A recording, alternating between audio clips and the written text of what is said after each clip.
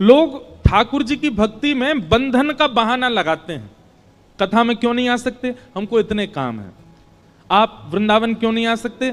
ऐसे ऐसे संसार के, परिवार के सारे बंधन बताते हैं लोग। ठीक है, सबके अपने अपने बंधन हैं, पर हमारी एक बात सुनिएगा, आप बंधन छूटने की प्रतीक्षा मत किया करो ठाकुर जी की शरण में आने से पहले। आप बंधन सहित ठाकुर जी के पास जाओ। बंधन छोड़ने की जिम्मेवारी ठाकुर जी की है, बंधन छुड़वाने की जिम्मेवारी ठाकुर जी की है। आप जाओ। तो हमारे मध्य प्रदेश में ओरछा स्थान है, तो ओरछा में एक ठाकुर जी के परम भक्त हुए, सब लोग शायद नाम जानते होंगे, श्री हरिराम व्यास। हरिराम व्यास जी हमारे वृंदावन के सबसे ज्यादा यश को गाया है हरिराम व्यास जी ने। ओरछा के राजा मधुकर शाह के गुरुदेव श्री हरिराम व्यास। अब हरिराम व्यास जी का चरित्र तो बहुत बड़ा है, पर मैं सूक्ष्म में कह दूं कि उनको साक्षात महादेव ने प्रकट होकर के कहा कि व्यास जी, आप विद्वान इसलिए नहीं बने हो कि आप असहाय लोगों को हराते रहो। वो अपनी विद्वत्ता से सबको हराते थे। महादेव ने कहा कि आप तो विशाखा जी का अवतार हो, आप ठाकुर जी की निज सहचरी हो, आप तो जाओ और जाकर के वृंदावन के यश का गुणगान करो। बंधुओं, एक बात हमारी सुनेंगे ध्यान से। अगर आप कहीं और जन्मे हैं, किसी और स्थान में रहते हैं, और किंचित आपके चित्त में ब्रजवास की भावना हो जाए और आपको ब्रज मिल ही जाए, तो निश्चित ही इसमें महादेव की ही अनुकंपा समझिएगा। हमारे ब्रज में बाहर के लोगों को बसावे में, लोग बाग श्री जी से प्रार्थना करते हैं कि हमको ब्रज में बसाओ, लोग बाग ठाकुर जी से प्रार्थना करते हैं कि हमको ब्रज में बसाओ, यमुना जी से, संतों से प्रार्थना करते हैं कि ब्रजवास मिल जाए। आज हम सूत्र बता रहे हैं, ब्रजवास की यदि इच्छा हो तो महादेव की आराधना करो, महादेव ब्रज में बसाएंगे। महादेव को ही अधिकार है ब्रज भेजने का। कितनों को भेजा? हरिराम व्यास जी को ब्रज भेजने वाले श्री महादेव। हरिराम व्यास जी जब वृंदावन आ गए तो वृंदावन से उनका जाने का मन नहीं हुआ। तब ओरछा से कई ब्राह्मण गए, उनके परिवार के लोग गए। मधुकर शाह राजा स्वयं चला गया, और मधुकर शाह राजा ने तो वो किया जो कोई नहीं किया। उसने कहा हरिराम व्यास जी से स्पष्ट कहेंगे कि चलो, वापस तो नहीं जाएंगे, इनके गुरु जी से आज्ञा दिलवा देंगे तो इनको जाना पड़ेगा। तो मधुकर शाह ने जाकर के श्री हितरवंश महाप्रभु को जाकर के प्रणाम किया, राधा वल्लभ लाल जी के मंदिर में वंदन करके। और हितरवंश महाप्रभु से मधुकर शाह ने कहा कि आप हरिराम व्यास जी को आज्ञा दीजिए कि वो वापस ओरछा चले जाएं। तो महाप्रभु जी बोले, भैया ये आज्ञा उचित तो नहीं है, किसी को ब्रज में रहने की इच्छा है तो तुम उसको वापस क्यों ले जाना चाहते हो? तो मधुकर शाह बड़े चतुर थे, उन्होंने कहा देखिए, हरिराम व्यास अकेले वृंदावन में रहेंगे तो अकेले का उद्धार होगा, पर हरिराम व्यास ओरछा में रहेंगे तो पूरे ओरछा का उद्धार होगा। तो एक का उद्धार अच्छा कि पूरे नगर का उद्धार अच्छा? तो हितरवंश महाप्रभु बोले, भाई नगर का उद्धार अच्छा है। तो बोले, आपसे प्रार्थना है कि आप इनको आज्ञा कर दीजिए कि ये वापस हमारे साथ चलें। तो महाप्रभु जी ने स्वीकार कर लिया, ठीक है, हम हरिराम व्यास जी से कह देंगे कि वो वापस आपके साथ चले जाएं। बहुत अच्छा पद है उनका, मैं वही ढूंढ रहा हूं। वाह,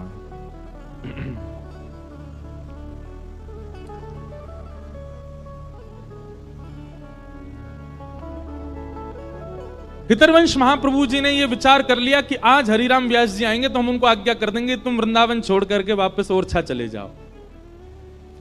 हरिराम व्यास जी यहां निधिवन में स्वामी श्री हरिदास जी को और बिहारी जी का दर्शन करके वापस आ रहे थे। उनके किसी मित्र ने बीच रास्ते में जाके कहा, बोले व्यास जी आज हितरवंश महाप्रभु के पास आप मत जाइएगा। बोले क्यों, गुरुदेव के पास क्यों नहीं जाएं? बोले क्योंकि आप गए तो वो सीधे आज्ञा करेंगे कि आप ओरछा चले जाओ, और उनकी आज्ञा आपको माननी पड़ेगी। क्यों? पूरा बात बता दी मधुकर शाह ने, आके उनसे कह दिया है आदि आदि बात। यह बात सुनते ही श्री हरिराम व्यास जी गिर पड़े पृथ्वी पर,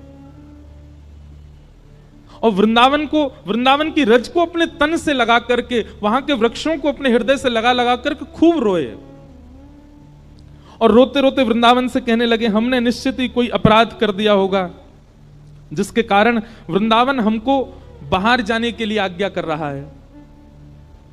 और हरिराम व्यास जी ने यह तक स्थिति कर ली कि महाराज काली पोतली, पूरे मुंह पे काजल लगा लिया, और कई लोग तो ऐसा कहते हैं कि काजल लगा के गधा पे बैठ गए और पूरे वृंदावन में घूमने लगे। ऐसी उनकी स्थिति हो गई कि वे अपने वश में नहीं थे। किसी ने पूछा, बोले व्यास जी ये मुंह पे काली पोत के आप इस प्रकार इस जानवर पे बैठ के क्यों घूम रहे हैं? तो हरिराम व्यास जी बोले, वृंदावन त्याग के जिसको जाना पड़ता है उसको ऐसे ही जाना चाहिए, क्योंकि सौभाग्य से मिलता है वृंदावन। और कोई वृंदावन छोड़ रहा है तो उसकी स्थिति तो यही होनी चाहिए कि वो किसी को मुंह ना दिखावे, वो ऐसे वाहन पे बैठ के ही डोले। ऐसे विचलित से हो गए हरिराम व्यास जी। हितरवंश महाप्रभु जी ने जब हरिराम व्यास जी को देखा तो ओरछा के राजा मधुकर शाह जी से कहा, देखो व्यास जी की स्थिति देखो, वृंदावन को त्यागने के लिए ये बिल्कुल राजी नहीं है। अगर ये वृंदावन से तुम इनको ले भी गए ना, ये प्राण त्याग देंगे अपने, ऐसा मत कर। मधुकर शाह जी तब वापस लौट गए और मधुकर शाह जी ने कहा कि भाई हरिराम व्यास जी को अब इनका परिवार ही ला सकता है, तो फिर परिवार भेजा। अब परिवार के लोग जैसे वृंदावन में आए तो हरिराम व्यास जी वृंदावन में रहते थे, आनंद करते थे। परिवार वालों से बचने के लिए कुंज निकुंजों में घूमने लगे हरिराम व्यास जी। और तभी आपको घंटे घड़ियाल की आवाज सुनाई दी, राधा वल्लभ लाल जी का महाप्रसाद बट रहा था। हरिराम व्यास जी सबसे आगे खड़े होते थे पंक्ति में, लेकिन आज परिवार वाले घूम रहे हैं वृंदावन में तो इतना विलंब हो गया कि कैसे पहुंचे। अवसर पाकर के हरिराम व्यास जी दौड़े राधा वल्लभ जी के मंदिर की ओर। तब तक प्रसादी बट चुकी थी सब में। हरिराम व्यास जी जब तक पहुंचे सब में बट चुकी थी। अब हरिराम व्यास जी बोले, आज तो हमारा नियम टूट गया, हमको प्रसादी मिली नहीं ठाकुर जी की। तभी वहां झाड़ू लगाने वाली कड़ी पकौड़ी आदि सब पा रही थी। हरिराम व्यास जी गए और उसके आगे हाथ पसार के खड़े हो गए, बोले बहन आज मुझे प्रसाद नहीं मिला, आप अपने पात्र में से कुछ प्रसादी मुझको दे दो। अब यहां हरिराम व्यास जी उस मेहतरानी के आगे हाथ पसार के बैठे थे, इतने में ही उनका परिवार वाले सब वहीं आ गए और वो दूर से हरिराम व्यास जी को देख रहे थे। और सब घर के लोग बोले, अरे राम राम राम, देखो ये व्यास जी क्या कर रहे हैं, इतने विप्र कुल के, इतने ऊंचे कुल के, इतने विद्वान हरिराम व्यास जी वृंदावन आके पागल हो गए, एक मेहतरानी के आगे हाथ पसार रहे हैं। मेहतरानी बोले कि मेरे यहां का प्रसाद आप ले नहीं सकते, मेरे हाथ का छुबा आप नहीं पा सकते नाथ। हरिराम व्यास जी बोले क्यों? बोले क्योंकि मैं मेहतरानी हूं, झाड़ू पोंछा लगाना मेरा काम है, आप मेरे हाथ का स्पर्श किया प्रसाद नहीं पा सकते। हरिराम व्यास जी बोले, अरे प्रसाद मेरे हाथ में आवे चाहे तेरे हाथ में आवे, पर वो प्रसाद हमेशा प्रसाद ही कहलावे। प्रसाद जब भेद ना करे कि मैं विद्वान के हाथ में जा रहा हूं कि मैं मेहतरानी के हाथ में जा रहा हूं, तो फिर मैं और तू इतना भेद क्यों मान रहे हैं? प्रसाद तो प्रसाद है, वो ये ना देखे कि मैं कौन के हाथ में हूं, चल जल्दी कर अब मुंह को दे दे। और इतने में मेहतरानी ने कड़ी पकौड़ी हरिराम व्यास जी को दी और हरिराम व्यास जी तुरंत पा गए।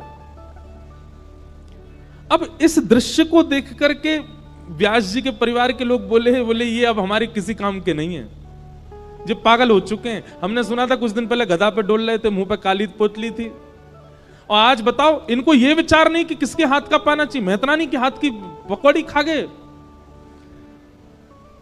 परिवार वाले आए तो थे व्यास जी को ले जाने, पर स्थिति देख करके व्यास जी को ही छोड़ के चले गए, बोले अब हमारे किसी काम के नहीं है। तब हरिराम व्यास जी ने ये कुछ पंक्ति गाई, ध्यान से सुनिएगा, वृंदावन से प्रीति करने वाले बहुत ध्यान से सुनना। श्री व्यास जी ने जात पात की सारी बातों को एक किनारे कर दिया और कहा, भैया हरि जात पात पूछे नहीं को, हरि को भजे सो हरि को हो। वृंदावन के तो स्वपच की भी अगर प्रसादी मिल जाए तो उसको पालो, उसके आगे अगर कोई बहुत बड़ा विप्र कहीं और का आपको कुछ दे रहा हो तो उसको भले ही मत स्वीकार करो, वृंदावन का कोई कुछ दे दे उसको स्वीकार कर लो। ऐसा अनन्य प्रेम, ऐसा अखंड प्रेम वृंदावन के प्रति श्री हरिराम व्यास जी का था।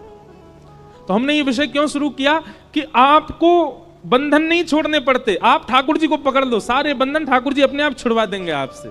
ऐसी ऐसी क्रिया करवाएंगे कि कोई आपके संग रहेगा ही नहीं, फिर सब छोड़ छाड़ के चले जाएंगे, अकेले ठाकुर जी रहेंगे। फिर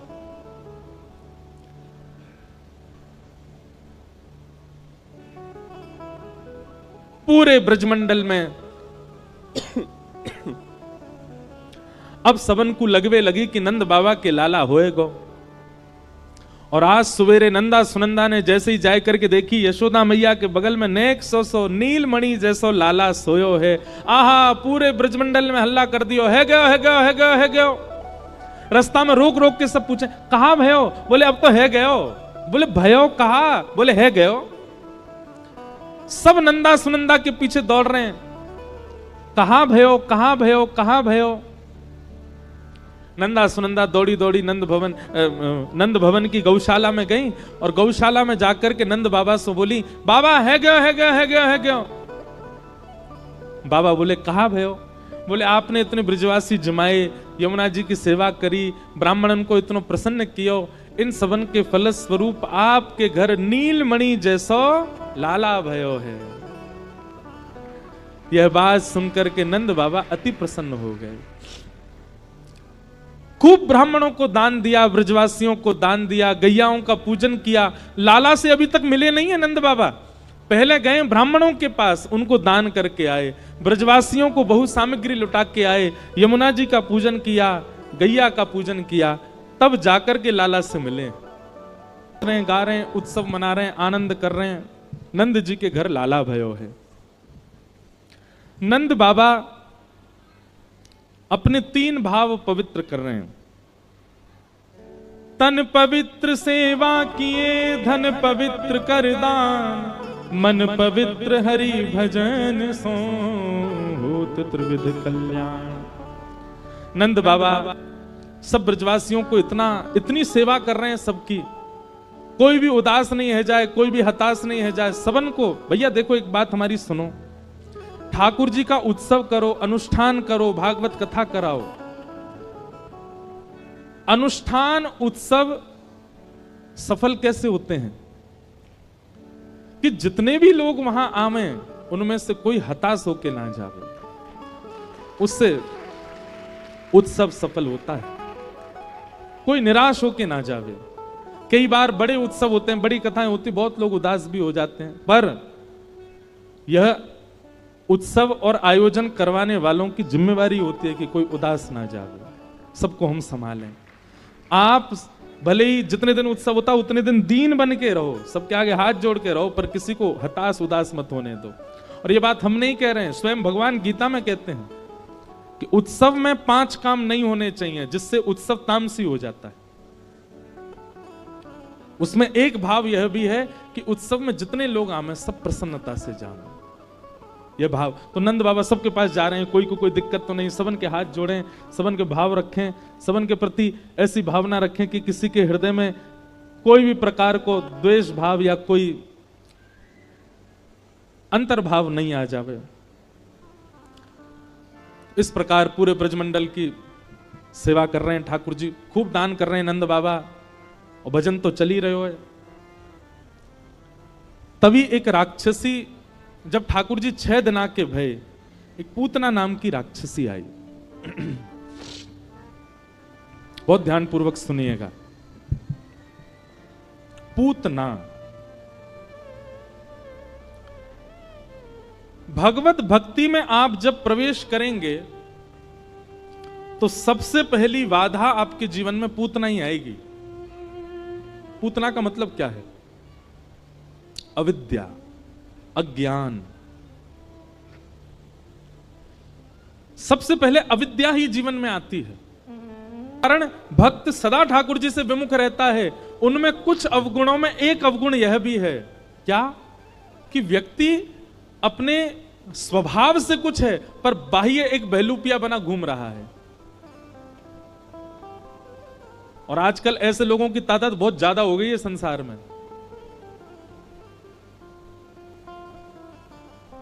संसार भले ही रीझ जाए ऐसों से, पर ठाकुर जी नहीं रीझते। पूतना का पहला गुण जिसके कारण ठाकुर जी ने उसको नहीं दिया देखा, वो यही है कि वो राक्षसी है पर भक्ता बनकर के आई है, परम सुंदरी बनकर के आई है। और दूसरा अवगुण, पूतना को ठाकुर जी ने क्यों नहीं देखा? पूतना आई रूप बदल करके आई, पर आते ही उसने सबके मन में जो कृष्ण बैठे थे, सबके मन से कृष्ण हटा करके स्वयं को स्थापित कर दिया। समझ में आई बात? सब ब्रजवासी नाच गार कर रहे हैं, नंद घनानंद भयो जय कन्हैया लाल की, हाथी दिन, सब उत्सव मना रहे थे। लेकिन पूतना के आते क्या हुआ? सब उत्सव मनाना भूल गए, सब उसी की ओर देखने लगे, उसी की ओर आकृष्ट हो गए। ठाकुर जी कहते हैं दूसरा कारण, जिस कारण से मैंने पूतना को नहीं देखा, वो क्या है? वैष्णवों के चित्त से भक्ति भाव को नष्ट कराने की जो क्रिया करते हैं, ठाकुर जी कहते हैं मुझे अप्रिय है। इसलिए कम से कम आप इन दो भावों का विशेष ध्यान रखो। एक, दुनिया में कहीं भी जाओ, कितना भी मुखौटा पहन के जाओ, पर ठाकुर जी के सामने वास्तविकता में जाओ। दूसरी बात, दुनिया में सब जगह लोग आपसे पूछें, आपको देखें, आपके प्रति सबकी जय जयकार, पर जब ठाकुर जी के सन्मुख जाओ तो ऐसे जाओ कि किसी के भी चित्त में ठाकुर जी प्रकट हैं, वो ठाकुर जी कहीं अप्रकट ना हो जाएं, नहीं तो कहीं नेत्र मूंद ना लें ठाकुर जी। भैया हमें हरि प्रिय बनना है, ऐसा बनाना है स्वयं को कि हम ठाकुर जी के प्रिय बन सकें। पूतना को देख करके भगवान ने नेत्र बंद कर लिए। यशोदा मैया जैसे ही बाहर गई, पूतना ने अपनी गोद में ठाकुर जी को लिया, जैसे ही अपना पयोधर भगवान के मुख में दिया, भगवान ने पहले तो उसके विष को पिया, उसके पुण्यों को पिया, उसके पापों को पिया, उसके रसतत्वों को पिया। दुग्ध को पीते हुए भगवान ने प्राणी समम रोष समन्वितो पिबत। ठाकुर जी ने जैसे ही पूतना के प्राण पीने प्रारंभ किए, पूतना व्याकुल होने लगी, राक्षसी रूप में परिवर्तित होने लगी और विकराल विशाल रूप धारण कर लिया। सामुंच मुंचाल मित प्रभाषणी, अरे बालक छोड़, अरे बालक छोड़, चिल्लाने लगी पूतना। लेकिन गाढ़म कराभ्याम, ठाकुर जी ने इतना कसकर के उसके प्राणों को पकड़ा है कि पूर्ण जोर लगाने पर भी ठाकुर जी उससे दूर नहीं जा रहे हैं। अंत तो गत्वा, विशाल रूप धारण करके पूतना के प्राण निकल गए, प्राणों को ठाकुर जी ने पी लिया और पूतना का वध हुआ। बोलो पूतना मर्दन भगवान की जय। बंधुओं, भक्ति में सबसे पहली बाधा है पूतना, इससे बचो। अब ठाकुर जी ने पूतना को मार दियो, सब ब्रजवासी उनको जोर की आवाज आई, सब दौड़े दौड़े गए, जाकर के देखी महाराज विशाल विकराल राक्षसी पड़ी है, उसकी गोद, उसके ऊपर ठाकुर जी पयोधर पे लेटे। ब्रजवासी ने जाकर के ठाकुर जी को उतारो, लेकर के दौड़ करके गए और गौमूत्र से स्नान करा करके भगवान को गौ पुच्छ से झाड़ा दिया। लेकिन यहां पर समझने वाली बात यह है कि पूतना को मार करके ठाकुर जी ने वह गति प्रदान की जो माता यशोदा को कभी प्राप्त होनी चाहिए थी। पूतना लोक बालग्नि राक्षसी रुधिरासना जिघांक्षयापि हरये स्तनम दत्वाप्सद्गतिम। भगवान ने पूतना को वो गति प्रदान की, स्वर्ग दे देते चलता, वैकुंठ दे देते चलता, वैकुंठ में भी पंच मुक्ति दे देते चल जाता। लेकिन ठाकुर जी ने ये सब नहीं दिया। ठाकुर जी ने पूतना को वो गति प्रदान की जो माता यशोदा को मिलनी चाहिए थी। देवता हाथ जोड़ करके आकाश में खड़े हो गए, बोले नाथ आपको विष देकर के मारने आई पूतना को आपने इतनी श्रेष्ठ गति कैसे दे दी? अरे गति देने की भी एक सीमा होती है, वहां तक दे देते, आपने उसको मातृगति प्रदान कर दी क्यों? भगवान कहते हैं स्तनम दत्वाप सदगतिम। ठाकुर जी कहते हैं, बोले भैया कोई अस्त्र से मारता है, कोई शस्त्र से मारता है, कोई युद्ध करके मारता है। हमको पूतना का मारने का तरीका बहुत अच्छा लगा। बोले क्यों? बोले वात्सल्य भाव से मारने आई थी, इसलिए हमको बहुत अच्छा लगा, हमने उसको सदगति प्रदान कर दी और मातृगति प्रदान कर दी। आप इस बात से अनुमान लगाओ कि ठाकुर जी में दया की पराकाष्ठा कितनी अति है। कोई मारने वाले को इतनी श्रेष्ठ गति कैसे दे सकता है? पर ठाकुर जी ने दे दी। अच्छा, जब मैं ये प्रसंग कहता हूं ना, तो अधिकतर मेरे चित्त में एक भाव प्रकट होता है बार बार, ठाकुर जी आप इतने दयालु हो, इतने कृपालु हो, आप छोटे से छोटे भाव पर रीच करके इतनी बड़ी कृपा कर देते हो, हमसे क्यों नहीं रीझ रहे नाथ? हम कहां कमी छोड़ रहे हैं? आप हमसे प्रसन्न क्यों नहीं होते हैं? अरे पूतना से तो थोड़े बहुत ठीक ही हैं, हम इतने श्रेष्ठ नहीं है, पर पूतना जितने बुरे भी तो नहीं है। आप हमसे क्यों नहीं रीझ रहे हैं? आपका ना जाने कौन सा गुण उनको अच्छा लग जाए। सबरी बेर खिला रही हैं तो कहीं खट्टे तो नहीं है, तो चख करके दे रही हैं राम जी को, और राम जी वही खा रहे हैं जो चख करके दे रही हैं। क्यों? वो सबरी का भोलापन राम जी को भा रहा है। आपका कौन सा भाव, कौन सी अदा ठाकुर जी को? वहां कर्मा बाई बिना नहाए धोए ठाकुर जी के लिए खिचड़ी बनाती है, बिना नहाए। सुबह उठते ही सीधा खिचड़ी बनाने बैठती है, ठाकुर जी दौड़ के जाते हैं उसकी खिचड़ी खाने। किसी ने कर्माबाई को कहा, अरे नहाया धोया करो, थोड़ा पवित्र होकर के बनाया करो। एक दिन कर्माबाई ने नहा धो करके जब खिचड़ी बनाई, ठाकुर जी आए, नेक चक्कर के बोले, कर्मा आज तो बिल्कुल स्वाद नहीं बनी है। कर्माबाई बोली, आज मैं नहा ली थी। बोले, नहीं तू कल बिना नहाए धोई बना कर, मुझे उसी में स्वाद आता है। कहा हमारे लिए वेदों में इतने नियम बना दिए, नहाओ धो, ये करो, इतनी पवित्रता शुद्ध, पर जरूरी नहीं है कि आप भी यही करो। कर्माबाई की खाने आए तो कर्माबाई का भाव वैसा था। एक बार हमारे ब्रज की लीला सुनाता हूं मैं कभी कभी, कि तानसेन श्रीनाथ जी के सामने गाने के लिए आया, तो तानसेन का स्वभाव था पान खा करके आया। तो जैसे ही श्रीनाथ जी के आगे गाने लगा, तो गुसाई विठलनाथ जी सेवा में थे ठाकुर जी की, तो गुसाई जी ने जाके कहा, ए तानसेन सुनो, ठाकुर जी के सामने गाना ये कोई रजवाड़ा नहीं है, ये कोई समाज नहीं है, तुम यहाँ पे पान खा के गा रहे हो। ठाकुर जी के सामने गाना मतलब सेवा ही होती है, मुख शुद्ध करके गाओ, कुल्ला करके आओ, जाओ। तानसेन बोला, क्षमा करें। बाहर गया, पान वान सब निकाल दिया, मुंह पूरा धो के साफ करके दोबारा आके जैसे गाने लगा, तो सामने श्रीनाथ जी खड़े खड़े सुन रहे थे तानसेन को। और गुसाई जी का स्वभाव था, जब कोई सेवा करता था ना गायन की, नृत्य की, तो गुसाई जी ठाकुर जी को ही देखते थे। खड़े खड़े श्रीनाथ जी झोंके लेने लगे, नींद आ रही ठाकुर जी को। तो गुसाई जी दौड़ करके गए, जय जय, कहा भयो, आपको इतनी नींद काहे को आ रही है? ठाकुर जी बोले, या के गायन में मेरो बिल्कुल मन ना लग रहा, कहा गा रहो है जे, या तो यूं को जल्दी जावे यहाँ ते, आयो काओ तब तो बढ़िया गा रहो, अब तो जन कहा गा रहो है। गुसाई जी ने जाके कही, बोले, तानसेन तुम्हारा गायन ठाकुर जी को बढ़िया नहीं लग रहा। तानसेन बोला, मैं जब आया था तब तो मैं पान खा रहा था, अब तो मैं कुल्ला करके आया हूं। पीछे से श्रीनाथ जी बोले, याते कहो दोबारा पान खा के आवे और फिर गावे। गुसाई जी बोले, जय जय, इस सबरे नियम हमारे काज है का, शुद्ध रहो, पवित्र रहो, जहां आप राजी हो जाते हो वहां कोई नियम नहीं है। वो ठाकुर जी बोले, और तो क्या, जहां हम राजी वहां कोई नियम नहीं।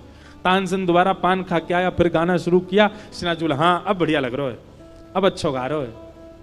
गुसाई जी बोले, जय हो, आपकी लीला आप ही जानो। तो आपके कौन सा भाव उनको अच्छा लग जाता पता नहीं। सदन कसाई ठाकुर जी को बाहर, तराजू में क्या बोलते हैं उसको रखने वाले को, बाट की जगह शालिग्राम भगवान रखता था और मांस तोलता था। कोई संत सदन कसाई से ले गए ठाकुर जी को, तो ठाकुर जी रात में सपने में रोने लगे, बोले, मोह तो सदना के पास ही जानो है। संत बोले, वो मांस तोलता है आपसे। बोले, वो नहीं पता हमको क्या करता है, पर वो जब तराजू तोलता है ना, तो मेरा नाम संकीर्तन करता हुआ तोलता है, और उसके तराजू में लुढ़कने में मुझे बहुत अच्छा लगता है, वहीं छोड़े आओ। तो ठाकुर जी को ना जाने कौन सा गुण बढ़िया लग जाए, इसलिए लगे रहो, कोई ना कोई तो भाई जाएगा ठाकुर जी को। लेकिन हां, चतुराई से किए गए कोई भी गुण साधन ठाकुर जी को प्रिय नहीं, सहज में जो हो जाए ठाकुर जी को भाते। भगवान 3 महीने के हो गए, धीरे धीरे ठाकुर जी 1 वर्ष के हो गए। गर्गाचार्य जी ठाकुर जी का नामकरण संस्कार करने के लिए आए। गर्गाचार्य जी महाराज जैसे आए, गर्गाचार्य जी नामकरण के लिए बैठे तो रोहिणी मैया लाला को लेके बैठी ठाकुर जी को, और यशोदा मैया अपनी गोद में बलराम जी को लेके बैठी, देखने के लिए गर्गाचार्य जी कुछ जानते हैं कि नहीं। गर्गाचार्य जी महाराज ने यशोदा मैया की गोद में बलराम जी को जैसे ही देखा, देखते ही कहा, मैया ये आपका लाला नहीं है। तो बोले कौन है? मैया ये रोहिणी के लाला है। यशोदा मैया बोली, हम तो आपकी परीक्षा ले रहे थे, आप तो सब जानते हैं। बोले इस बालक का नाम मैं राम रखता हूं, पर बल की अधिकता होने के कारण पूरा विश्व इसको बलराम कह करके पुकारेगा।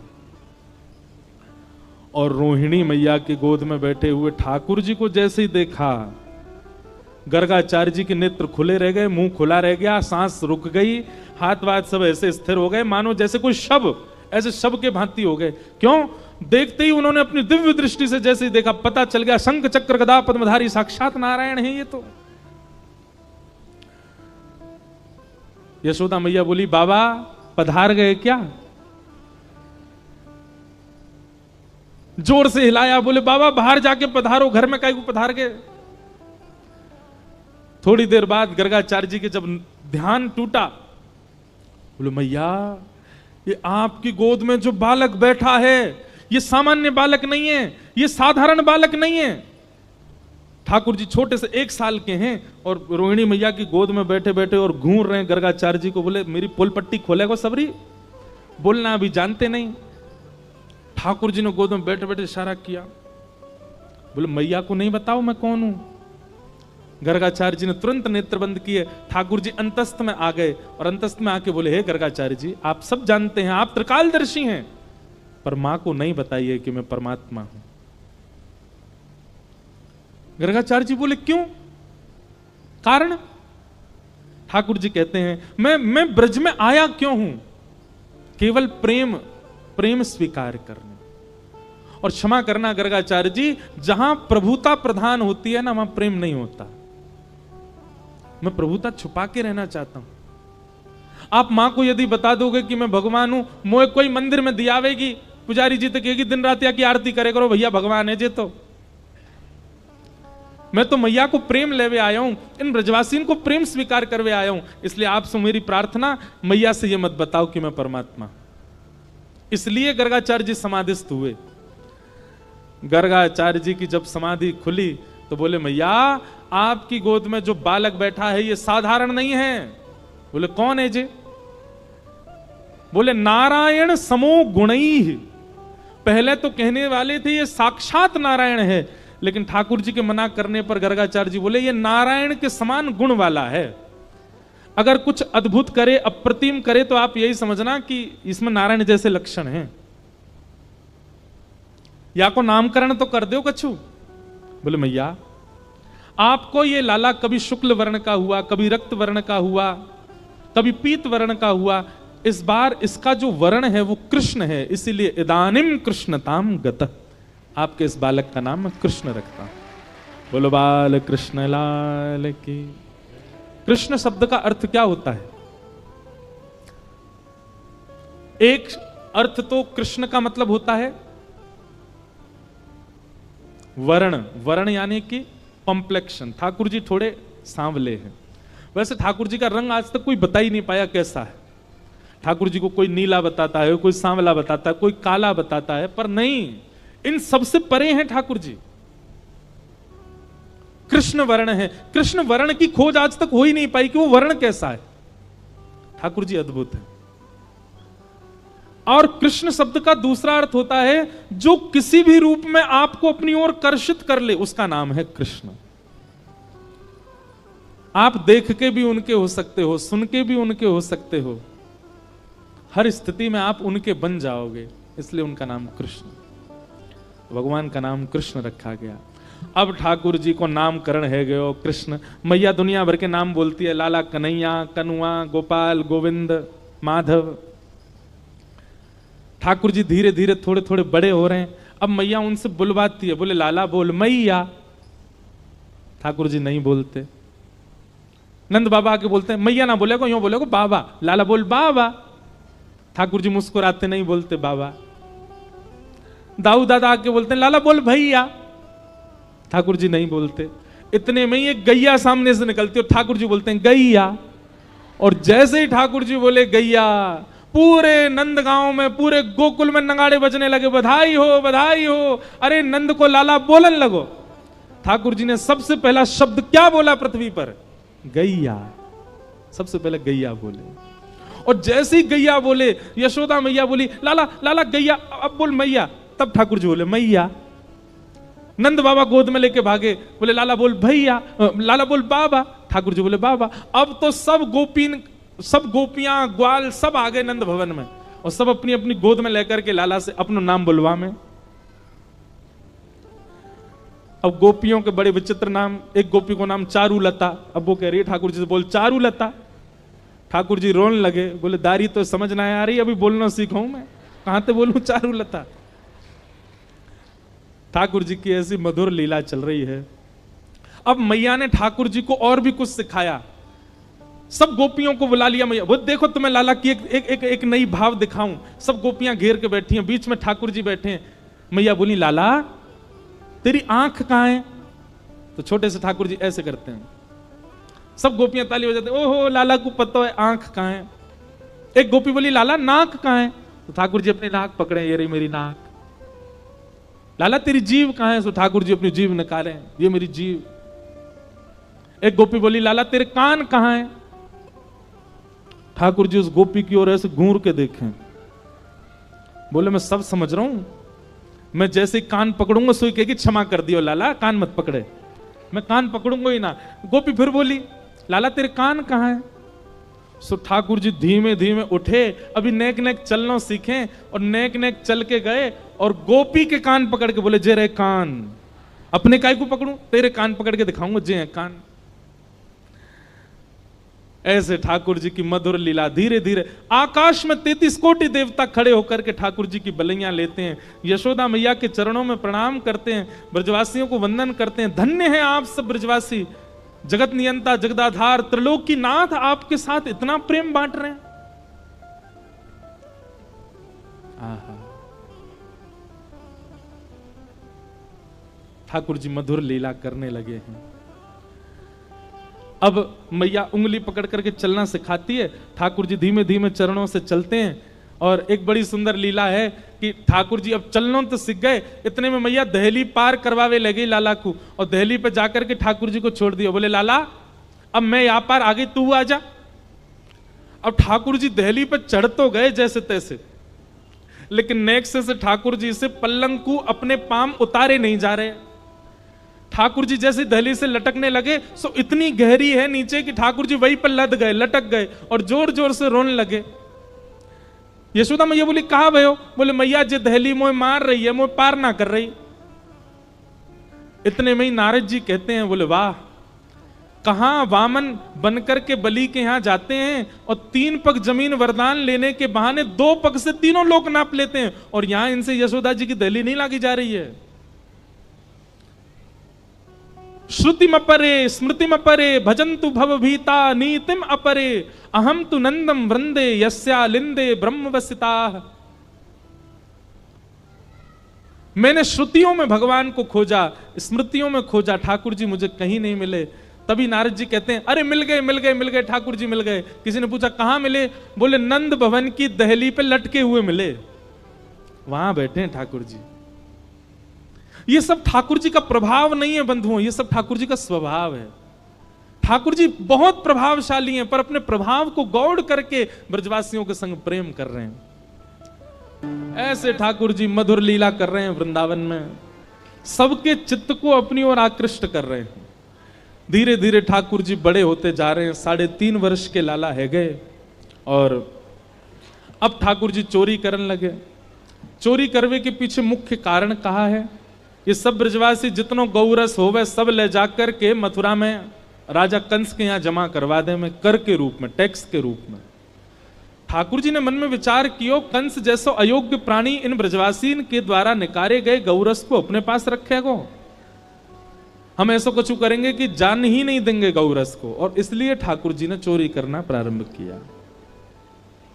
मधुर लीला ठाकुर जी की है लगी, घर घर जाके चोरी करने लगे। एक दिन यशोदा मैया यही मास चल रहा है, दामोदर मास, जिसको हम कार्तिक मास कहते हैं, इसी मास की घटना है।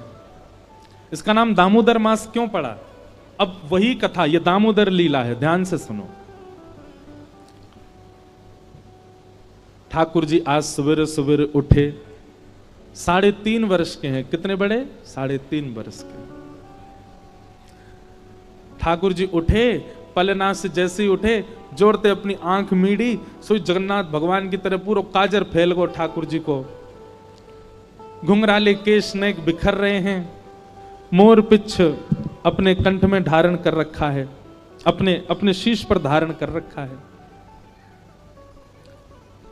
सुबह उठते ही बालक को कोई नहीं चाहिए, अपनी मैया चाहिए। ठाकुर जी को सबने गोद दी कि हमारे पास आ जा। नहीं, मैया कहाँ है? मैया पास जाऊंगो, मैया पास जाऊंगो। यशोदा मैया दही बिलो रही है, और इतने में ठाकुर, कितनी सुंदर लीला है देखो। ठाकुर जी गए और ऐसे दही बिलोती भाई यशोदा मैया के दोनों भुजान के नीचे से भीतर आए और सामने आके मैया के आगे खड़े है गए। आंखन को काजर फैल गयो है, सो के उठे, आंख भी खुले ही नहीं रही हैं, केश पूरे घुंघराले मुख पर आ रहे हैं ठाकुर जी के। और मैया से कह रहे, मैया जे बता, तो को दूध ज्यादा प्यारो है कि तेरो पूत प्यारो है, बता।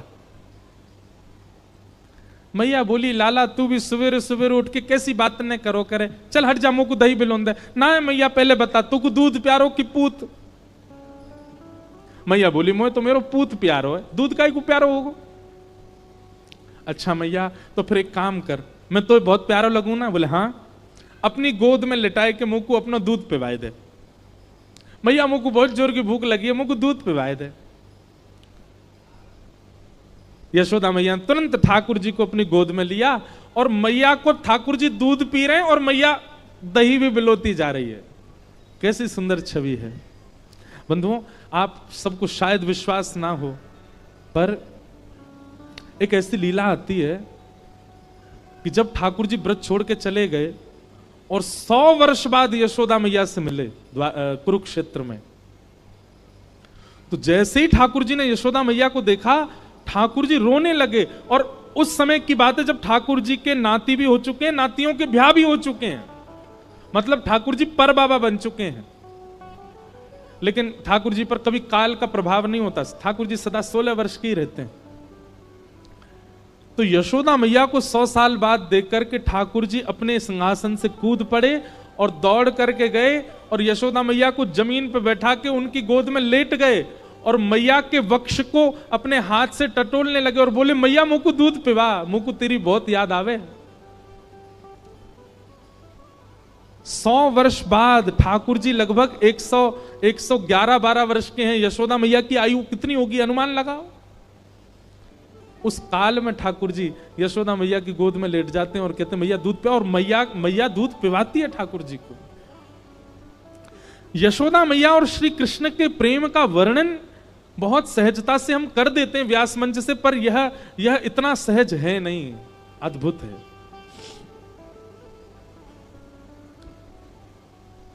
यशोदा मैया का पयोधर पान करने लगे। अब लीला सुनो। यहां ठाकुर जी जैसे मैया का दूध पीने लगे, सामने चूल्हे पर, अंगीठी पर गैया का दूध उबट रहा था। वहां दूर अंगीठी पर रखे भये दूध ने मन में विचार किया कि अब ठाकुर जी मेरा सेवन नहीं करेंगे, यशोदा मैया का दुग्धपान करके अपनी क्षुधा निवृत्त करेंगे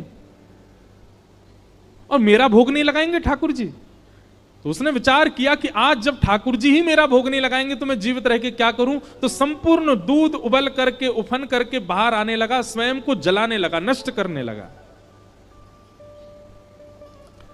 यशोदा मैया यहां दही बिलो रही और मैया ने जैसे ही देखी कि दूध उफन करके बाहर आ रहे हो, सो मैया ने विचार किया, अरे ये तो सबरो दूध जर जाएगा। तुरंत मैया ने गोद में बैठे ठाकुर जी को नीचे पटका, दूध संभालने चली गई। ठाकुर जी खड़े है गए। अब ही मैंने पूछी तो को दूध प्यारो की पूत, तो बोली पूत प्यारो, और बाद दूध के पास भाज गई मैया।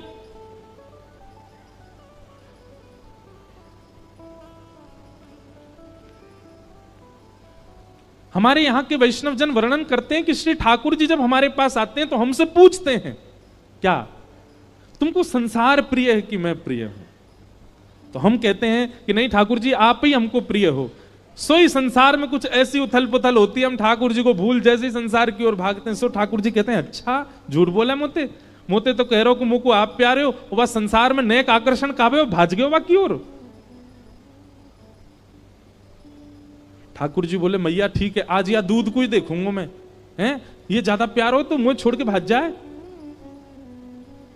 सो ठाकुर जी ने एक बड़ो सा डंडा उठायो और जो मैया दही बिलो रही थी उस मटकी में ही मारा, मटकी फोड़ दी। और इतना ही नहीं, इतने क्रोध में भर गए ठाकुर जी, गौरस भंडार में गए, जितनी मटकियां थी मैया यशोदा की सब फोड़ दें। यशोदा मैया ने दूध संभाला और संभाल करके पीछे मुड़ करके देखा तो मां दही की हंडी फूटी पड़ी है और सबरे मटका फूट रहे हैं और लाला उछल उछल करके सबरे मटकान को फोड़ तो जा रहा है। यशोदा मैया बोली लाला बिगड़ गए हो, आज मैंने लाला को यदि दंड नहीं दियो तो बहुत बिगड़ जाएगा। यशोदा मैया ने तुरंत अपनो पल्लू खोस करके और एक छड़ी उठाई, बोले रुक जा दारी के तो बताऊं मैं।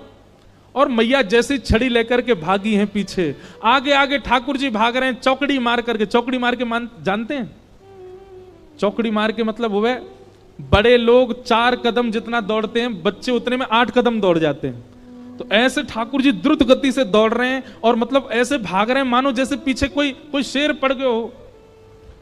और चौकड़ी मार के भागने को मतलब ये रे कभी कोई गली में कूद जाए, कभी कहीं से कूद जाए, कभी कहीं उछल जाए। अब यशोदा मैया तो बेचारी 80 बरस की फिर भी पीछे दौड़ रही हैं और ठाकुर जी चौकड़ी मार के यहां थे वहां कूदते कादते भय दौड़ रहे हैं। उस समय आकाश के देवता यशोदा मैया को वंदन करते हैं, बोले मैया जिनके डर के मारे ब्रह्मादि देवता भी भागते हैं वो आपसे डर के भाग रहे हैं आज। यशोदा तेरे भाग्य की कही ना जाए। अरे कहां तक कहें, यशोदा मैया के केश में जो गजरे लगे हैं ना उसके भी पुष्प टूट टूट करके यशोदा मैया के चरणों में गिर रहे हैं। मैया हम तेरे शीश पर रहवे के योग्य नहीं, हम तो तेरे चरणन के अधिकारी हैं। ठाकुर जी दौड़ रहे हैं, थोड़ी दूर पहुंचे होंगे कि यशोदा मैया तो थक गई और बीच रास्ता में बैठ गई, जोर जोर से सांस लेने लगी, अपने पसीना पहुंचने लगी। इतने में ठाकुर जी ने पीछे मुड़ के देखी और पीछे मुड़ करके देखी यशोदा मैया बैठ गई, एक वृक्ष की आड़ में चले गए और वहीं से कह रहे मैया का भयो, तू भाग क्यों ना रही मेरे पीछे। यशोदा मैया बोली लाला मैं थक गई हूं ना, अब बूढ़ा बड़ा शरीर है, तू इतना दौड़ावे मुंह को, अब मैं हार गई हूं।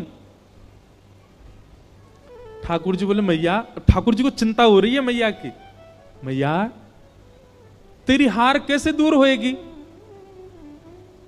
यशोदा मैया बोली अच्छा सीधे कितने ठाकुर जी। यशोदा मैया बोली मेरो लाला दौड़ के आवेगो और आके मुंह को अपने अंक में भर लेगो, सोई मेरी हार दूर रह जाएगी। सो ठाकुर जी एक बार तो दौड़े मैया की ओर और दौड़ के फिर रुक गए। मैया बोली कहां भयो लाला आजा। बोले ना है मैया मैं ना आऊंगा। बोले क्यों, वो तेरे हाथ में जो छड़ी है ना, तू याते मुझको बहुत डर लगे, पहले या कुछ दूर फेंक तब आऊंगा। और कहा पता तेने याते 2-4 बार मार दियो तो मेरे लग जाएगी मैया, पहले याकू फेंक। मैया बोली सांची बता, याकू फेंक दूंगी तो आ जाएगा। बोले हाँ। मैया ने जैसी छड़ी फेंकी ठाकुर जी दौड़ करके गए, बिल्कुल विचार नहीं किया कि मैया मुझे पकड़ लेगी, दौड़ करके गए और मैया के अंग से लग गए और जाके मैया के प्रश्वेत संभालने लगे। मैया तू ठीक है जा, तू हारे मत। यशोदा मैया को पहले तो बहुत सुख मिला, ठाकुर जी अंक में आ गए, पर थोड़ी देर बाद यशोदा मैया ने चेहरे का रंग बदला, कहने का ढंग बदला, तुरंत लाला पकड़ लिए जोर से, अब आयो हाथ में, चल तो बताऊं मैं अभी। ठाकुर जी बोले मैया तू तो यूं कह रही कि मैं तो ना पकड़ूंगी। बोले मैं तो झूठ बोल रही तो थे। अच्छा मैया तू झूठ बोल रहे, मैं तेरा लाला ना हूं, आज के बाद पूरे गोकुल में हल्ला कर दूंगा, मैं तो नंद बाबा को लाला हूं, यशोदा को लाला ना हूं, यशोदा झूठ बोले। हाँ बोल दियो जाए करके, अब तो उखलते बांधूंगी और आज ना तो रोटी मिलेगी ना मक्खन मिलेगा, खड़ो रहे पूरे दिन उधम मचावे।